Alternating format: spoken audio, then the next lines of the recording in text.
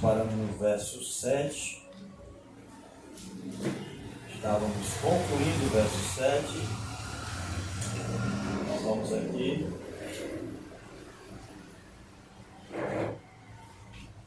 Verso 7. Nós vamos ler apenas a última parte do verso 7. Nós lemos, né? O marido, vocês igualmente, vivam a vida como do lar, com discernimento. Então aqui capítulo 3, né? 1 Pedro, verso 7. Então aqui está o primeiro dever do marido, né, para com a sua esposa, era viver a vida comum do lar. Nós já vimos, já explicamos, né, na doutrina passada, e agora nós vamos ver, e a segunda razão, ou o segundo dever, é que ele tinha que dar honra à sua esposa, honrar, né, ser respeitoso com ela. Então, são duas razões, dois deveres por três motivos. Dois deveres por três motivos ou por três razões. Então aqui nós vamos ver as razões, certo? Então a gente já viu dando honra à esposa, né? Respeitando, cuidando dela, né? E aí agora a gente vai ver os deveres. O primeiro dever está na parte B do verso 7, que diz assim: por ser a parte mais frágil. Então aqui nós entendemos a palavra parte, significa vaso. Os vasos, eles tinham objetivos, uma finalidade, tinham objetivo e tinham finalidades.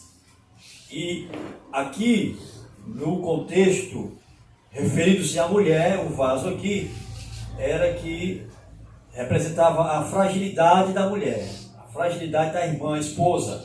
Então, no caso, o marido teria que discernir ela para que não deixasse com que ela viesse a se desgastar, no caso, a se esforçar demais, para não passar do limite da mulher. Os limites, né? Porque a estrutura dela é diferente da do homem. A mulher, ela, fisicamente, ela é mais frágil do que o homem. Então, no caso aqui, Pedro se refere em ela ser mais frágil, no sentido de ela ser mais fraca fisicamente. Ela ser, né, fisicamente, corporalmente mais frágil e mais fraca do que o homem, mas espiritualmente, psicologicamente e emocionalmente, ela era assim, de igual modo ao homem. Mesma coisa. Pedro está dizendo que espiritualmente eles estão no mesmo nível. Espiritualmente estão no mesmo nível, tanto o esposo como a esposa. Mas no físico ela é mais frágil, ela é mais fraca do que o homem. Então o que Pedro diz: olha, vocês tenham discernimento, vocês consigam entender, discernir a fragilidade da esposa de vocês, para que vocês não explorem ela demais, para que vocês não passem do limite da sua capacidade, né, física. Então ele vai e diz que aconselha, né, ele dá aqui o primeiro motivo. O primeiro motivo seria ver que a esposa, ela é a parte mais frágil. E o segundo motivo, a segunda razão seria por ser co-herdeira da mesma graça da vida. Ou seja, a mesma salvação que era para com o marido, era a mesma para com a mulher. Os dois são salvos em Cristo Jesus, os dois vão herdar a vida eterna, os dois no nível espiritual são iguais, certo?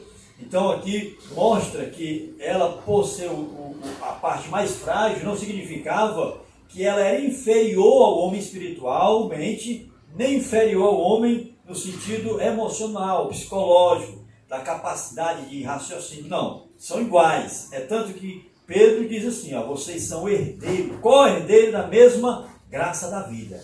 Ele está dizendo, você cuide da sua esposa, proteja, honre ela, né? Mas, e também por ela ser o vaso mais frágil, né? Mas isso não significa que homem, né, o marido, você vai herdar a vida eterna e ela não vai. Não, pelo contrário. Ou seja, de igual modo os dois herdarão a vida eterna. Ele está dizendo aqui, os dois são co-herdeiros da mesma graça da vida. Mesma graça da vida. Então, essa aqui é a segunda razão, o segundo motivo, né, que eles, os maridos, deveriam viver a vida comum do lar, igualmente viver a vida comum do lar, e também dando honra à esposa, né? Dando honra, respeitando, dignificando a esposa. E a terceira seria, agindo assim, as orações de vocês não serão interrompidas. Significa o quê? Significa que se Deus não tem respondido a oração do esposo, então ele precisa fazer uma avaliação, ele precisa analisar, verificar como ele está tratando a esposa. Porque aqui Pedro está dizendo que a maneira de tratar a esposa vai determinar a resposta de Deus para com a oração dele. Se ele não corresponde, ou seja, se ele não tratar a esposa, primeiro, viver a vida comum do lar. Ou seja, viver a vida conjunta, os dois juntos, em concordância, em unidade, em comunhão, né? Tratando ela de igual modo, a mesma altura, no mesmo nível espiritual, ele respeitando. Se ele estiver fazendo assim, então Deus vai responder as orações dele. Mas se ele não estiver fazendo dessa maneira, não estiver observando, discernindo a fragilidade dela, como o físico, né? No físico, na forma, digamos assim, corporal, então as orações seriam interrompidas. Mas interrompido aqui em qual sentido, irmãos? Das orações pararem, do homem parar de orar? Não, ele vai continuar orando. Só que Deus não vai responder a oração. Está dizendo aqui, assim, agindo assim, as orações de vocês, final do verso 7, não serão interrompidas. Significa que eu vou continuar orando, só que Deus não vai responder. Interrompidas aqui não é porque eu vou parar de orar. Interrompidas aqui é que Deus não vai dar ouvido à minha oração. Por quê? Ele está dizendo, se vocês tratarem a esposa de vocês errado, Deus não ouvirá, nem tampouco vai responder às orações. Então, será que a minha oração, né, a oração da igreja, não está sendo respondida? Será que deve ser por não tratar bem a esposa? Então verifique, veja, porque pode ser essa causa, pode ser essa razão, pode ser esse motivo, certo? E você agora, nós vamos entrar no verso 8, nós vamos observar que ele já, iniciando o verso 8, ele diz assim, finalmente, esse finalmente aqui, quer dizer que todo o que ele falou dos versos, dos capítulos 1, 2 e 3, finalzinho do verso 7, do capítulo 3, ele termina dizendo, finalmente essa sessão eu encerrei. Agora nós vamos iniciar. Vamos iniciar agora tratando do amor fraternal, verso 8. Quando ele diz assim, finalmente tenham todos o mesmo modo de pensar, sejam compassivos, fraternalmente amigos, misericordiosos, humildes. Não paguem mal com mal, nem ofensa com ofensa. Pelo contrário, respondam com palavras de bênção, pois para isso mesmo vocês foram chamados, a fim de receberem bênçãos por herança.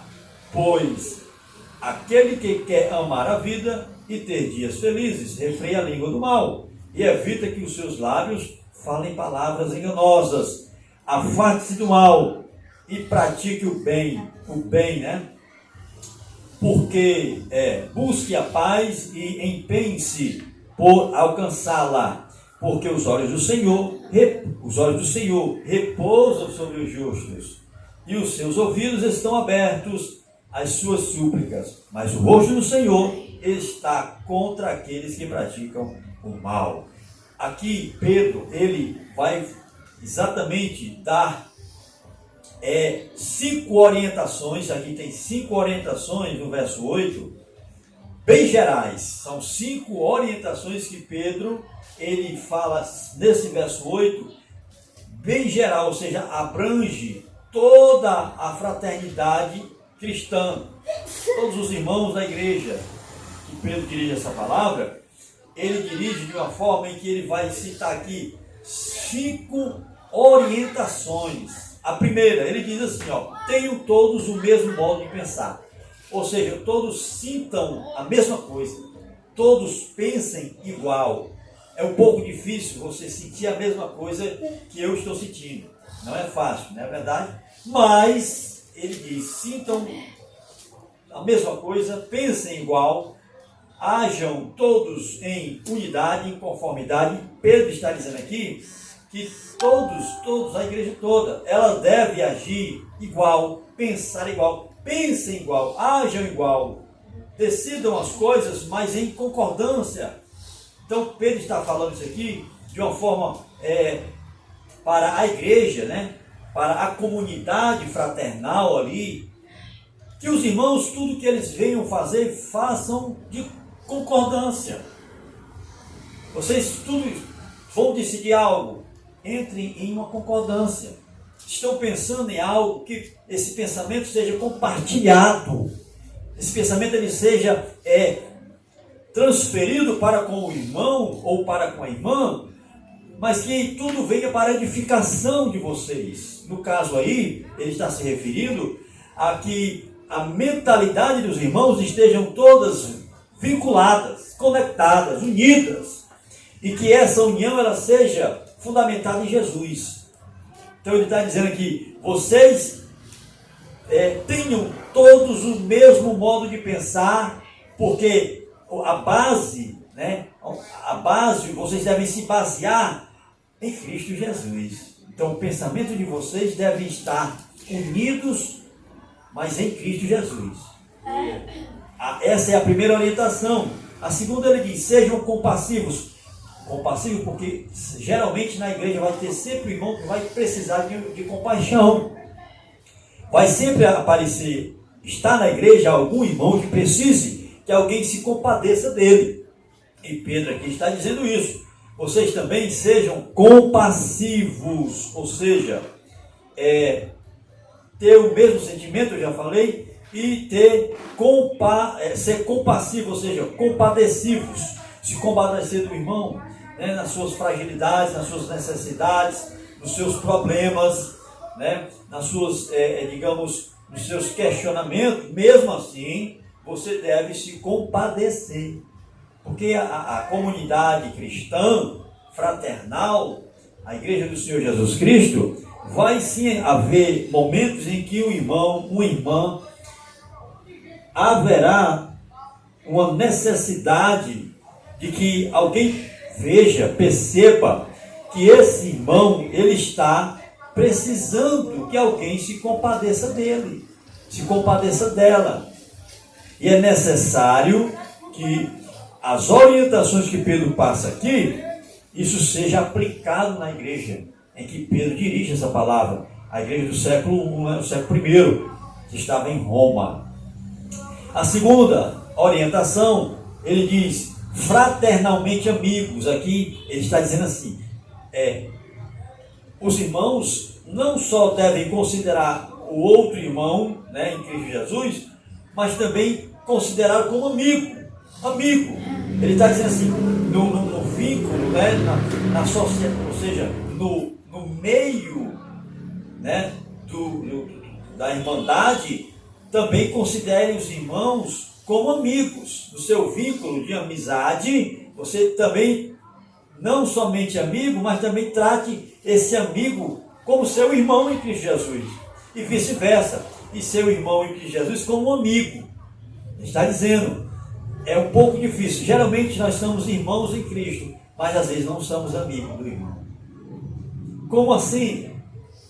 Você vê que quando nós temos um amigo, em particular, muitas vezes fazemos algo por ele que às vezes nós não poderíamos fazer nem por um amigo biológico, ou seja, um irmão biológico, um irmão de sangue. Às vezes nós tratamos o amigo com mais prioridade, né, com mais afetividade de que tratamos um irmão biológico. E aqui Pedro diz que isso não deve ser na igreja. Ele está dizendo, na igreja você deve tratar o seu irmão não somente como irmão em Cristo Jesus, mas também como um amigo. Porque o amigo, você faz algo por ele que talvez você nem fizesse nem por você mesmo. Então é por isso que Pedro está dizendo, vocês também tratem fraternalmente os irmãos como amigos. A palavra misericordioso, né, ele diz também, sejam misericordiosos, né, nós já sabemos o que é a definição da palavra misericordioso. Ser misericordioso significa se compadecer da miséria dos irmãos. Momento de sofrimento, de dor, você também, naquele momento, você agir por ele de coração. A palavra misericórdia é isso, né? Miséria é você atentar de coração para o sofrimento e a miséria que o irmão está passando naquele momento. Humildes, né? A quinta orientação, humilde, afável. Você deve ser uma pessoa que trate o seu irmão com humildade, sendo simples para com ele. Mas aí agora, quando chega no verso 9, irmãos, parece que Pedro muda o alvo e já não é mais para o irmão, os irmãos da igreja, não é mais para os irmãos, mas sim para aqueles que faziam mal aos irmãos. Quando ele diz assim, não paguem mal com mal, ele está se referindo àqueles que perseguiam a igreja de Jesus Cristo. Ele se refere aos gentios, aos pagãos, né? Quando ele falou no capítulo 2, que ele diz assim, vocês devem se submeter às autoridades, vocês devem se submeter ao governo, vocês devem se submeter aos seus senhores. Esses homens, eles eram, na maioria das vezes, eram perseguidor dos cristãos. Mas Pedro diz, vocês devem se submeter a ele. E aqui Pedro diz, não paguem, no verso 9, não paguem mal com mal, nem ofensa com ofensa. Pelo contrário, respondam com palavras de bênção, pois para isso mesmo vocês foram chamados, a fim de receberem bênção por herança. Veja bem, ele está dizendo aqui que nós não devemos pagar aos nossos inimigos com a mesma moeda. Não devemos pagar aquele que nos fez mal com o próprio mal que ele nos fez. Ele está dizendo aqui, Pedro, que vocês não foram chamados para agir assim. Pelo contrário, vocês foram chamados para agir com bem para aqueles que lhe fazem mal. É isso que ele está dizendo. Não paguem o mal com o mal, não devolvam aqueles que lhe fizeram mal com aquilo que ele, o mal, ou com aquilo que ele usou para fazer o mal com vocês. Não façam isso. Por quê? Aí ele dá razão. Ele dá razão. Nem tampouco com ofensa. Jesus Cristo foi ofendido, foi escarnecido. Então o que Pedro está fazendo aqui é apenas o que ele aprendeu de Jesus, quando Jesus disse, olha, se alguém chamar vocês para andar uma milha, vá 2 com ele.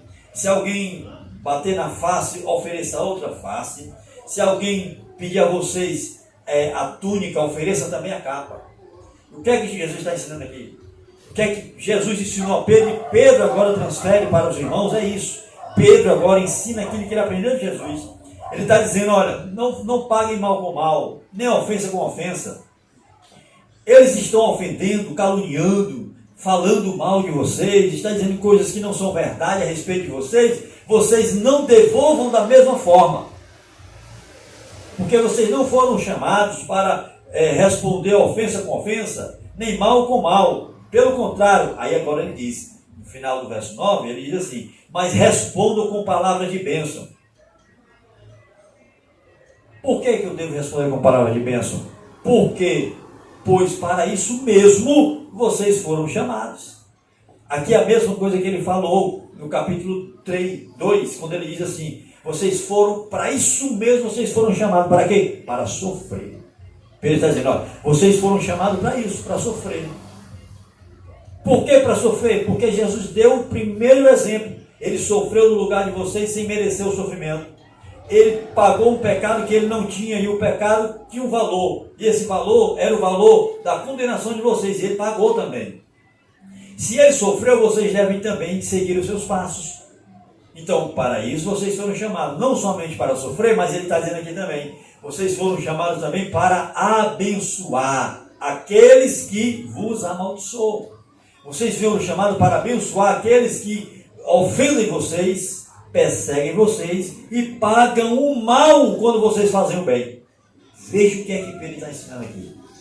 Né? Pelo contrário, respondo com palavra de bênção. Pois para isso mesmo, para isto mesmo vocês foram chamados. Mas aí tem um propósito, tem um objetivo. Tem um objetivo quando Pedro diz que eu devo pagar esse mal com bem, essa ofensa sem ofender, então, e também abençoar aquele que me fala mal, aquele que me persegue. Ele está dizendo assim: vocês fazem isso, sabe por quê? A fim de receberem bênção por herança. Final do verso 9.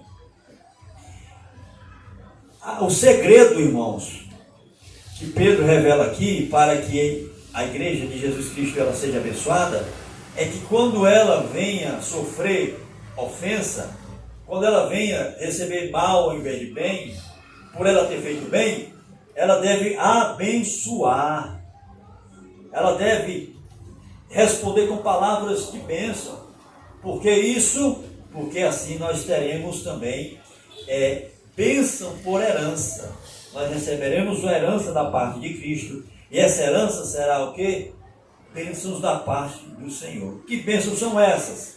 São várias, né? Várias, né? Uma vida espiritual abundante, saúde física, né? Um entendimento, uma compreensão do sofrimento de um irmão, da necessidade do outro, um discernimento na vida conjugal, né? Entre a esposa e o esposo. Tudo isso são bênçãos que Deus nos dará, que Cristo nos dará, se nós, ao invés de corresponder com mal, com ofensa, nós fizermos o contrário, abençoar. Abençoar aquele que nos persegue, abençoar aqueles que nos falam mal, porque assim vocês receberão bênção por herança. Bênção por herança. E no verso 10 ele vai trazer uma referência do Salmo 34. O Salmo 34, lá está escrito, né? E ele começa dizendo assim: pois aquele que quer amar a vida e ter dias felizes, refreia a língua do mal e evite que os seus lábios falem palavras enganosas. Aquele que quer amar a vida, aqui tem um segredo: se você quer amar a sua vida, né? Amar a vida e ter dias felizes, cale a boca, fique em silêncio, evite falar demais, domine a língua. Porque se você fizer assim, você vai viver uma vida de felicidade, né? Pedro está dizendo aqui, você vai ter uma vida de felicidade, uma vida de paz, uma vida de uma harmonia na vida conjugal, esposo, esposa, filhos. A vida fraternal, a comunidade da igreja também será em felicidade. Por quê? Porque você colocou um freio na sua boca. Aquele que quer amar a vida e ter dias felizes, refreia a língua do mal. Evita falar demais, evita falar o que não sabe. Não conhece, não fala.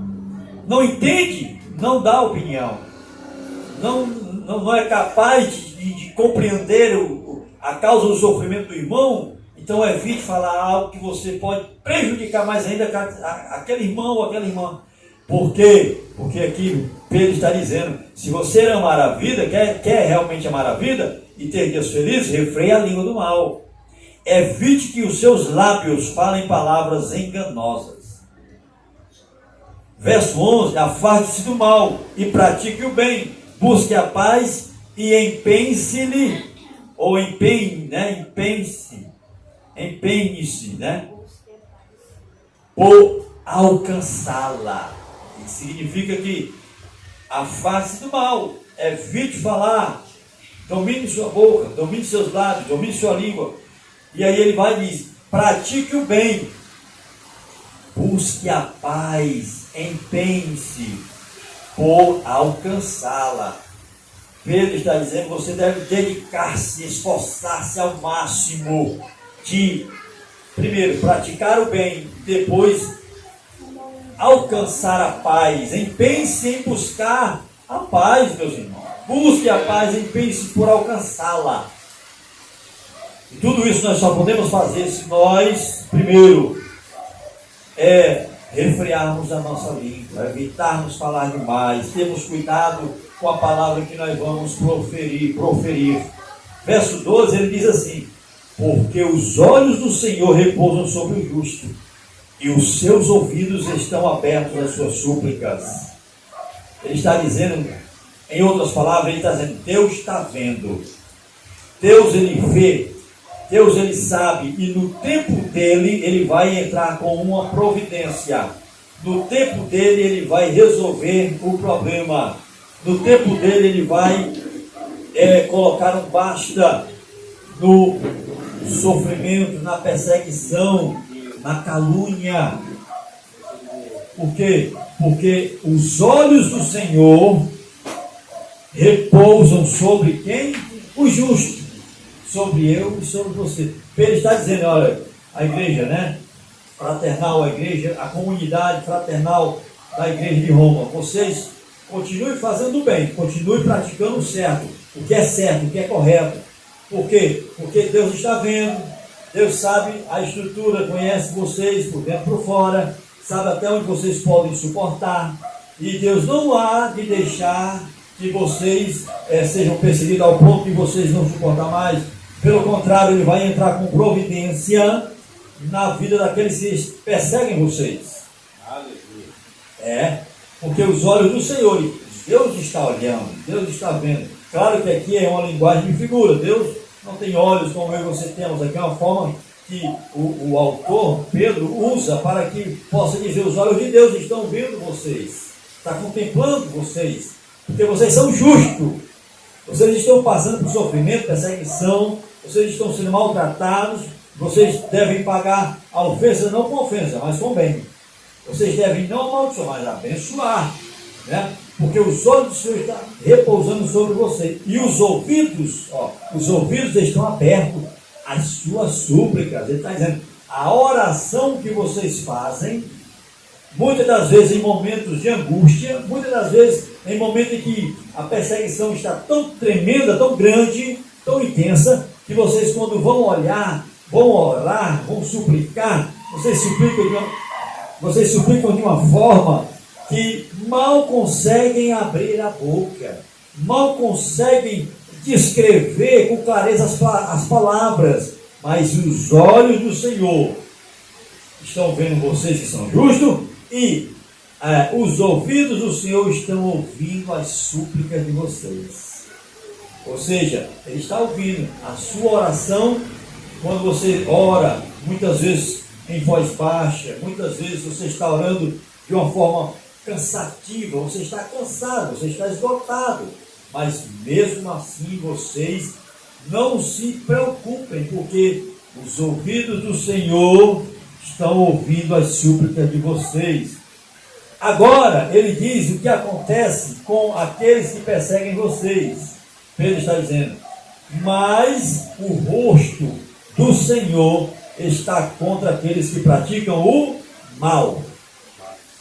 Então ele está dizendo aqui, Deus está vendo, Deus vai entrar com providência, vai responder às orações, às súplicas de vocês, mas aqueles que estão fazendo vocês sofrerem, esses aí, o rosto do Senhor está virado. Deus não olhará para eles, no sentido assim, não é que Deus vai deixar isso passar em branco.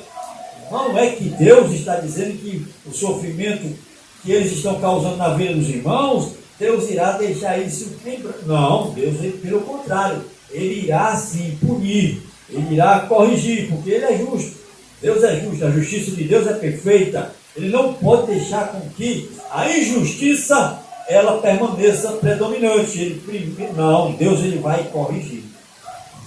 Ele está dizendo aqui, o rosto do Senhor, está dizendo, o rosto significa que Deus, ele não vai deixar que os perversos, maus, né, os pagãos, os ímpios, continuem maltratando vocês. Pelo contrário, Deus vai punir todos aqueles que perseguem a igreja de Jesus Cristo. Todos aqueles que praticam o mal, está dizendo aqui. Agora, no verso 13, nós vamos ver que agora Pedro vai focar mais no sofrimento. Ele já vem falando do sofrimento, só que ele vem falando do sofrimento de uma forma bem superficial. Mas agora ele vai falar de uma forma mais intensa. Ele vai focar mais no sofrimento. Ele vai se aprofundar no assunto. Você olha, no verso 13 ele começa dizendo assim: ora, quem há de maltratá-los se vocês fazem, ou se vocês forem zelosos da prática do bem? Ele faz uma pergunta. Ora, quem há de maltratá-los se vocês forem zelosos da prática do bem? Aqui Pedro está dizendo, irmãos, que mesmo as sociedades mais cruéis, mais corruptas, elas sabem que quando alguém está fazendo bem, essa pessoa ela merece ser recompensada. Mesmo as nações mais corruptas, mesmo as sociedades mais corrompidas, elas quando vê que o bem está sendo praticado, ela recompensa a prática daquela pessoa, a prática daquela comunidade, a prática daquela sociedade. Então ele está dizendo, olha, quem há de maltratá-los se vocês forem zelosos da prática do bem? Está dizendo, olha, vocês fazendo o que é certo, vocês fazendo o que é correto, vocês estando de acordo com as leis estabelecidas aí em Roma, eu tenho certeza que vocês vão ser recompensados porque vocês estão fazendo o que é bem, o que é certo, o que é correto. Pedro está dizendo que Roma, por mais corrompida que ela seja, que por mais que as leis de Roma sejam leis pecaminosas, desleais, desonestas, ele está dizendo que se vocês forem fiéis em praticar o que é o bem, o que é correto, vocês receberão recompensas. Ou seja, a lei será a favor de vocês. A lei será de acordo com o bem que vocês estão praticando. Mas também, Pedro diz assim no verso 14: mas mesmo que vocês, ou mesmo que venham a sofrer por causa da justiça, vocês são bem-aventurados. Agora Pedro diz assim: ainda que haja a possibilidade de vocês estarem fazendo o bem, o correto, dentro das leis, dentro das normas das leis que foram criadas aí em Roma, se vocês estão fazendo tudo o que é certo, correto, mas mesmo assim vocês sofrem, ou seja, estão sofrendo, né, perseguidos por fazerem o que é certo, por causa da justiça, ele diz, vocês são bem-aventurados. Vocês devem continuar fazendo o bem, porque vocês são bem-aventurados. Sofram, não por fazer o que é errado, mas sofram por fazer o que é correto. É isso que Pedro está dizendo aqui, né? Sofram por fazer aquilo que é correto.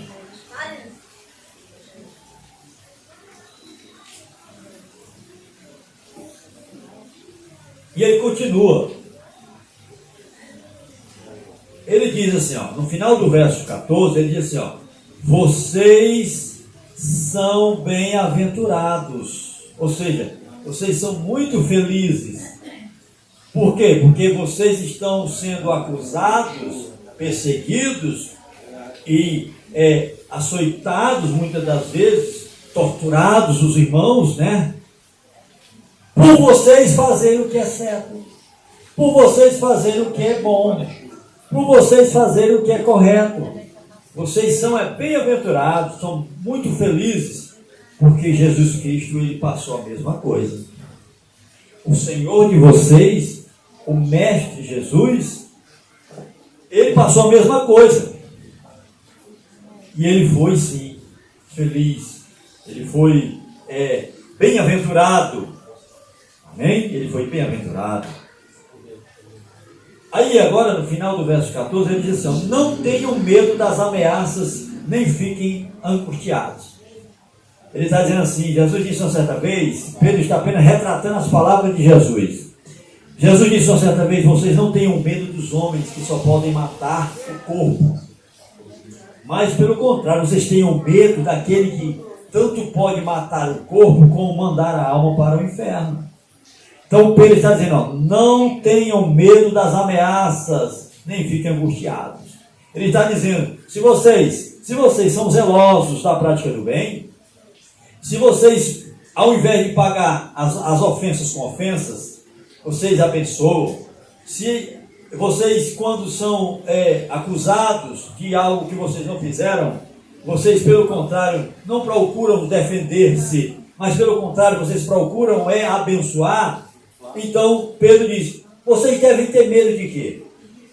Quando eles ameaçarem vocês, vocês não fiquem angustiados, vocês não fiquem apavorados, não tenham medo das ameaças, fiquem e nem fiquem angustiados. Ele está dizendo, se vocês servem ao Deus poderoso, se vocês servem a Jesus que não temeu nenhum minuto sequer, as ameaças do Sinédrio, as ameaças dos fariseus, dos escribas, né, e dos romanos, porque vocês hão de ficar amedrontados ou temerem quando eles ameaçarem vocês? Não se preocupem, não temam. Por quê? Porque vocês estão fazendo a coisa correta, a coisa certa. Vocês estão praticando bem. Vocês estão agindo de uma forma que está agradando ao Senhor de vocês, que é o Senhor Quírios, né? Que é Senhor, Mestre, Todo-Poderoso, Deus, Cristo Deus, né? O Deus Filho. Ele está dizendo, ele há de punir os seus perseguidores e há de dar a vocês o que vocês precisam. Ou seja, capacidade, fé, força para suportar as ameaças e as perseguições. E uma coisa, não deixar vocês angustiados. Ele não vai deixar com que vocês fiquem angustiados. Aí no verso 15 ele vai dizer assim, pelo contrário, santifiquem a Cristo como Senhor no seu coração. Ele está dizendo, ora, vocês devem, ao invés de se preocupar com as ameaças, ao invés de vocês ficarem angustiados, com medo do que eles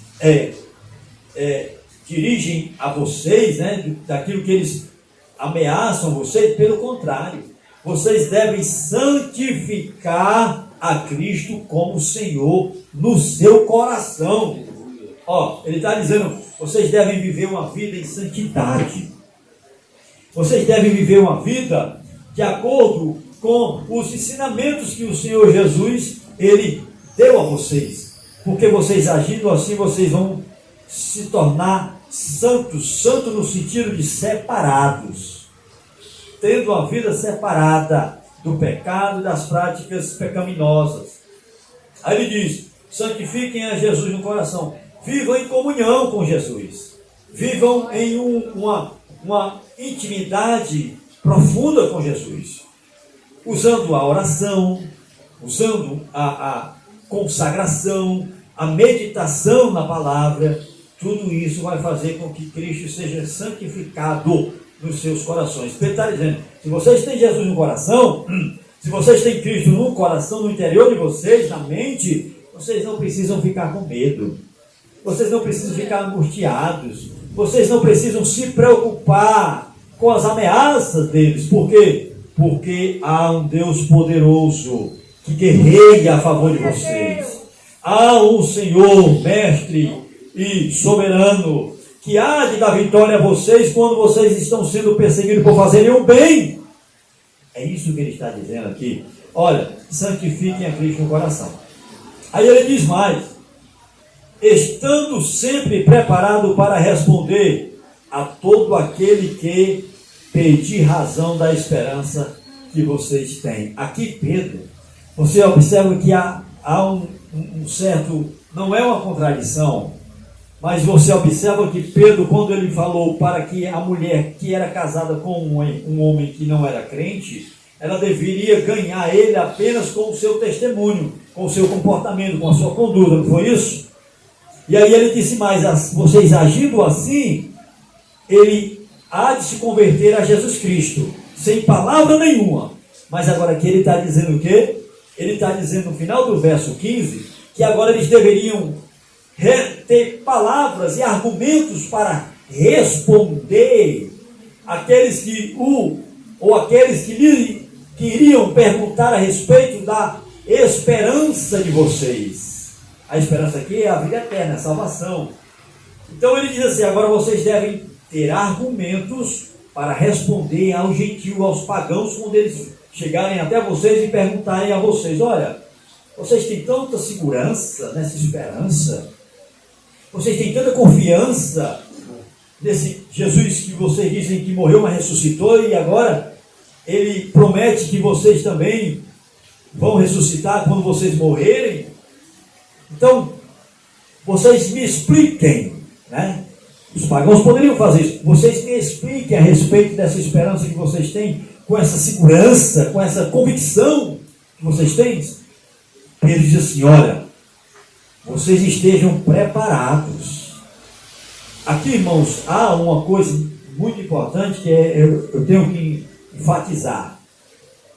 Aqui, muitas das vezes, um bom argumento a respeito da obra de Cristo, da ressurreição, da sua vida eterna, da sua imortalidade, da vida que Cristo dá para aqueles que os seguem em santidade, em obediência, uma vida fora das práticas do pecado, uma vida em obediência a Cristo.